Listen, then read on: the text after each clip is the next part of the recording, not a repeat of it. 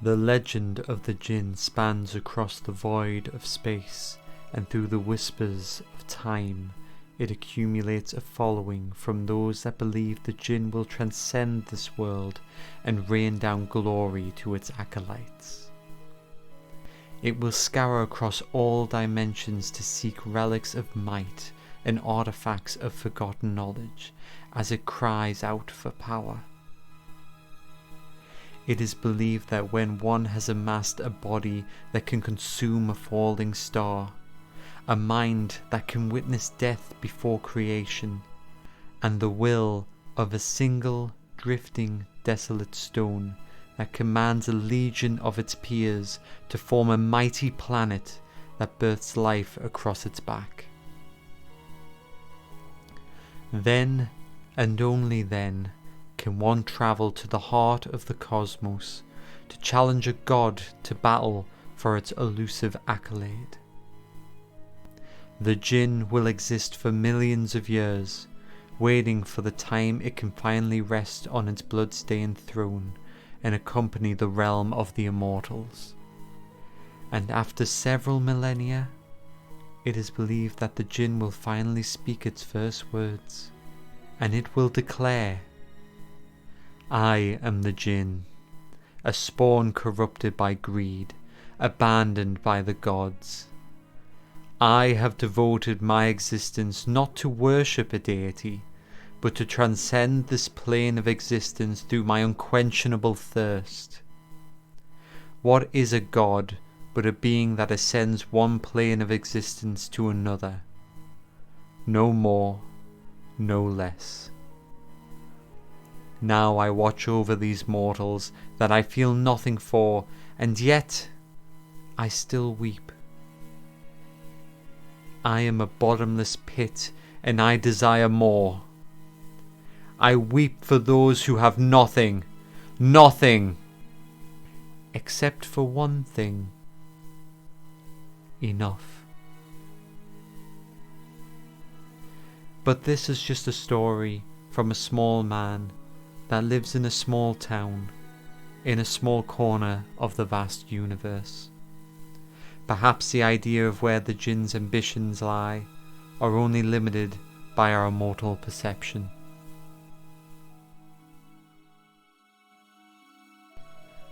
Hello everyone, James here, and welcome to Shard TCG.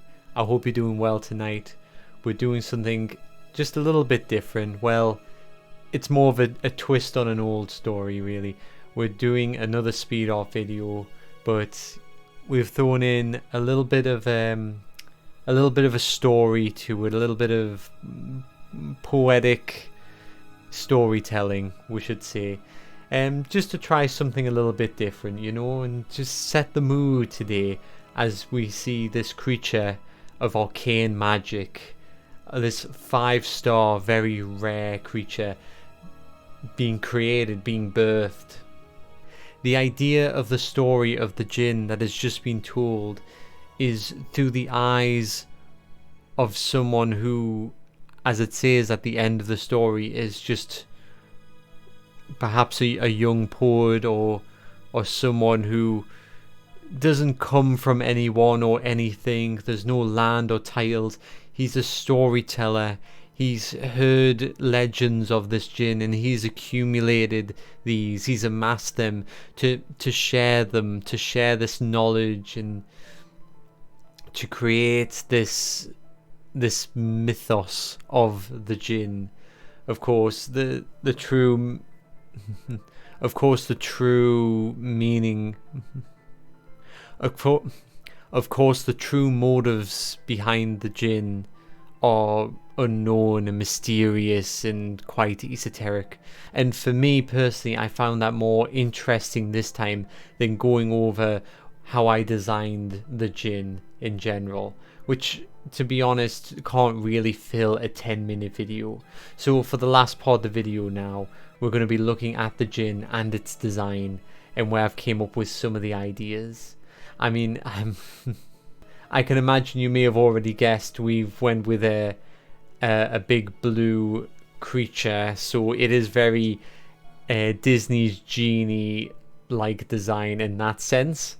Of course, I wanted to go with something that didn't seem too human, so we really changed up the face. The face I find is almost demon-like in some senses, but when I look at it now, I think of the blue aliens from World of Warcraft. What are they called again?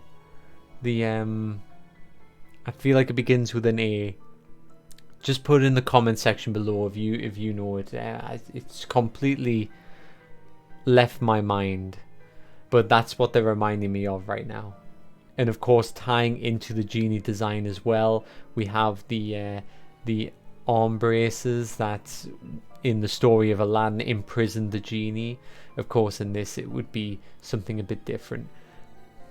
Another thing that I enjoyed about the Djinn was I didn't go with that typical six-pack muscly body for the Djinn. He has a good bit of weight about him, which I quite like. It's something a little bit different, and it's nice to have that type of body image represented as well, I suppose, in a way.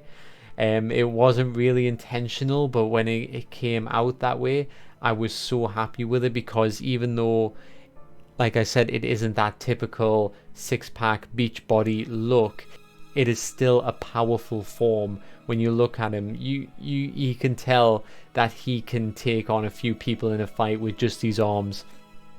He doesn't need his arcane magic to back him up a lot of times, which is, it's nice to see that kind of power, that bountiful nutritional body, if that makes sense. And of course, with the runes that we put on the Djinn as well, that it's spread across its arms, I thought that was just nice, just to give it a little bit more flair. I get worried about some of the creatures getting a bit too monotone, especially with the Djinn being mostly this big blue creature right now. I wanted to make sure that the braces had a different color to contrast them, like that nice bright yellow, and for the gold representation. And of course it's strange alien like tendril eyebrows that have that like magenta tips to them as well, which I then copied the color for the runes. And I think it's tied together very nicely without being too flamboyant and too out there. And one more thing that did tie into Disney's Aladdin is the phenomenal cosmic power that the genie would say in the movie. So I went with the Djinn controlling this phenomenal cosmic power. You know, we have it in a beautiful space background, which I've shown in previous videos how to design. I love doing that space background, and I should really be careful, because I think perhaps I'm starting to overuse it, but I do enjoy it a lot. So, you know, I can't help it. I love just having that type of background in there, and just adding like that, those little dots of stars, and that like one powerful close-up star or sun, if that's what we're going to use to break up the two, break up the differences.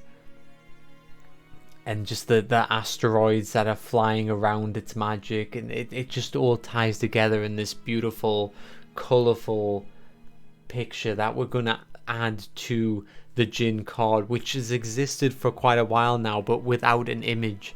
So I'm glad that I finally built up the courage to create this image, because the Djinn was an intimidating one to design. I felt like it, because it's a 5-shard creature, it had to be something more, and I'm happy with the result.